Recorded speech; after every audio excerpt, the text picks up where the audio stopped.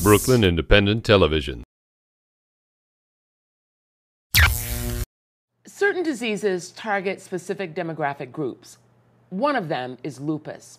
For reasons not completely understood, about 90% of the 1.5 million Americans with lupus are women, mainly younger women. In addition, compared to Caucasian women, African Americans are 3 times, and Latinas and Asians are 2 times more likely to develop signs and symptoms.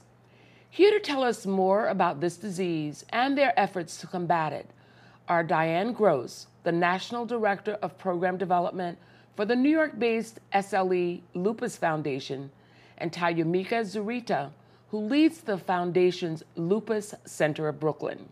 Thank you both for being here. There are a lot of people listening who don't know what lupus is. So what is lupus? Well, lupus is an autoimmune disease in which the body immune system attacks its own healthy tissues and organs such as the brain, the kidneys, and the heart. It mimics a lot of other diseases, so this is what makes lupus extremely hard to be diagnosed. Is that why they call it the great imitator? Correct. That's exactly why they call it, because a lot of times it's a young woman's disease, so you may have a young woman who may go into the emergency room and the doctors may say, oh, it's just the flu. It feels like having the flu every day, but it's not the flu, or they may misdiagnose it with fibromyalgia, arthritis, and because the symptoms are so similar. And we know that in public health, the key is prevention, prevention, prevention. But in lupus, there's no such thing as prevention. The key is early diagnosis and treatment. So tell me what the Systemic Lupus Erythematosus Lupus Foundation is. What do you do? Well, the S.l.e. Lupus Foundation provides services for people with lupus and their families, and we also support research. So we do a lot of outreach in the community to make people aware of the signs and symptoms of lupus. We do outreach to healthcare providers and social service agencies, and we support a lot of research that's done here in New York City. And we provide services such as support groups and wellness programs. I'm sure you've had instances where people have gone repeatedly to the doctor and not been diagnosed. Correct. I can think of one of my patients who was diagnosed in 2007.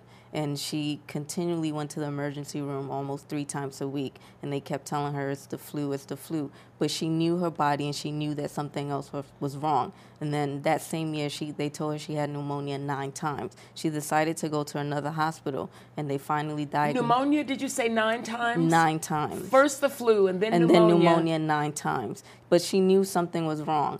It came a point where she would go in the emergency room, and the doctors, the nurses already knew her. And they'll be like, here comes this crazy lady again. So she decided to go to another hospital. It was diagnosed, and now her lupus is being managed properly. You know, you also said, here comes this crazy lady again. So is that something that people are often called when they have lupus?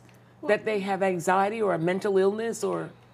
Unfortunately, I mean, that does happen because the signs of lupus can be very hard to describe. And, you know, if you're complaining of muscle and joint pain or extreme fatigue, it may be, well, you've got small kids at home, you're very busy, you're trying to juggle a job and family, you know, it's normal to be tired. But being able to, for people to really be able to convey that it's not just I'm tired, I really can't move my body, I can't get out of bed.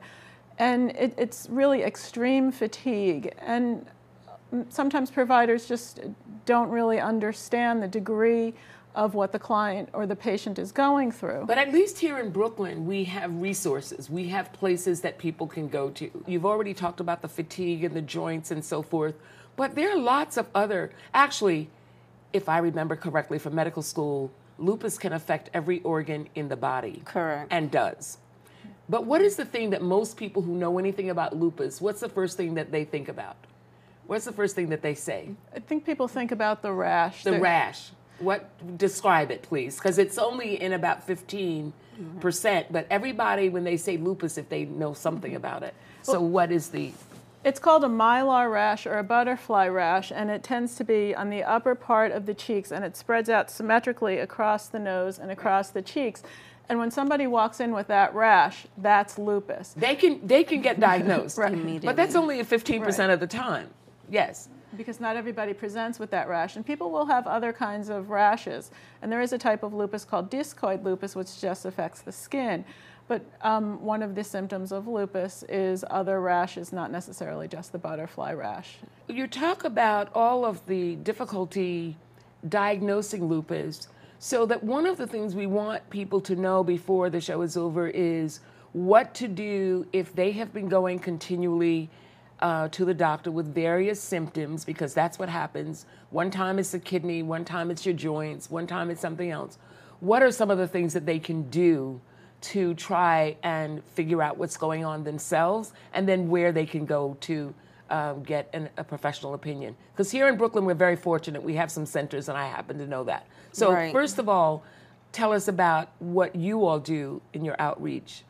Okay, the first thing that I would recommend that they do, they can go to our website, call our number, and they can be referred to the Brooklyn Center, which is located downtown Brooklyn, but we service all of Brooklyn. It's the only lupus center in Brooklyn. It's unique with non-traditional outreach.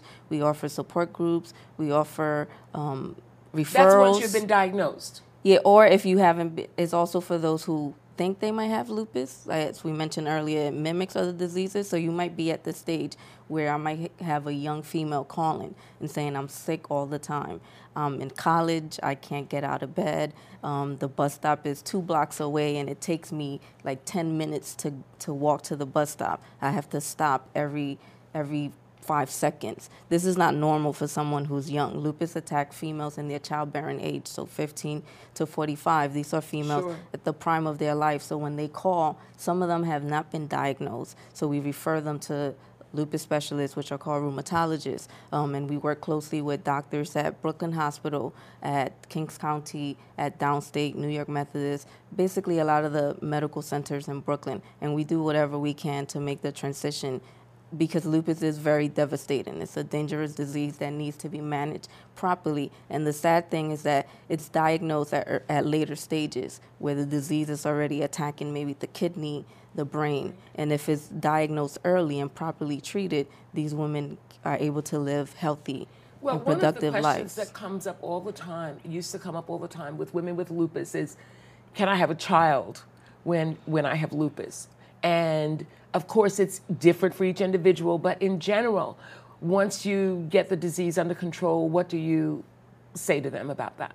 Where pregnancy is concerned, with lupus, is always considered a high-risk pregnancy. So we do have a list of resources of different specialists, specifically OBGYN doctors who have an experience with lupus patients. And I know from my background is not a medical background, but from my years of experience, I do know that the doctors recommend that if they're trying to get pregnant, they do it when the lupus is in remission. Well, let's go to that for a second, because that's a very important point about remission. Can you talk about that a little bit, what it means to have remissions and exacerbations? Okay. Lupus, nobody really knows what causes it, and there's no cure for it. So you have it for your entire life. But there are periods when the flares, which is also known when the disease is active, when you can have extreme fatigue, joint pain, you might be attacking the kidney or another organ, and then periods of remission when the disease is known to be asleep. You still have lupus, but it's not active. And some patients can be in remission for several years, several months. It all depends. One thing that I have learned, no 2 cases are alike. Exactly. Everyone, it's different. You may have similar symptoms, similar experiences, but no 2 cases are alike. Now, the other point is does lupus tend to run in families? So if my mother has it, am I more likely to get it? What is the genealogy on that point? Lupus does tend to run in families, but it's not just lupus. It's also other autoimmune diseases. So someone related to, would you name a couple of them? Well, diabetes is actually an autoimmune disease. So somebody in the type family... Type 1, right? Type 1, sorry, yes. to be very specific, yes. So somebody in the family might have, you mentioned, fibromyalgia, somebody might have Sjogren's syndrome, and somebody might have lupus, somebody might have diabetes. So it's not necessarily just that the lupus might run in the family. The family may experience other autoimmune diseases and lupus could be one of those. Right, and rheumatoid arthritis is in that group too. Yes. They tend to run together. So we now know what people can do. I hope our audience knows, because all those numbers will show up. If they have a problem, the SLE, let's get these names right. The S.l.e. Lupus Foundation. Yes, and The Brooklyn Lupus Center. the Brooklyn Lupus Center are here to help all of us in Brooklyn when you have questions or know someone who has questions about whether or not they have lupus. Thank you both very much for being here. Thank you for Thank having you for us. your time. Watch this and other Brooklyn Independent Television episodes online at breakartsmedia.org/BIT.